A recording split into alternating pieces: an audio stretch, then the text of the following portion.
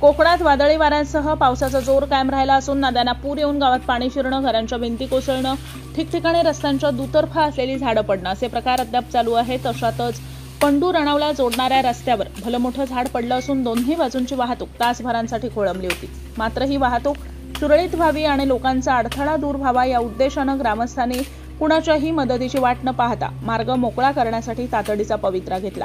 यावेळी रामेश्वर ग्रंथालयाचे ग्रंथपाल सुनील परब यांनी कुठलाही वेळ न दवडता स्वतःहून झाड तोडायला सुरुवात केली। मात्र नागरिकांचे होणारे हाल आणि खोळंबा पाहून गिरीधर सुप्पल यांनी स्वतःहून पुढाकार घेऊन कटिंग मशीन आणून दिलं। यावेळी ग्रामस्थांनी त्यांना मदत करून झाड बाजूला करण्यास देखील सहकार्य केलं। यावेळी तासभर सर्व प्रकारच्या गाड्या खोळंबल्या असून नागरिकांचे तसेच शाळेत जाणाऱ्या शाळकरी विद्यार्थ्यांचे शाळेच्या पहिल्याच दिवशी हाल झालेत। मात्र हे झाड कोसळल्यानं विजेच्या तारांचं देखील नुकसान झालंय। एकूणच ग्रामस्थांच्या उपस्थितीत झाड हटवण्याच्या कामाला तातडीनं सुरुवात झाली। यावेळी उपसरपंच आदित्य अणावकर, रुपेश सुपल, रामचंद्र नरेसर देखील उपस्थित होते।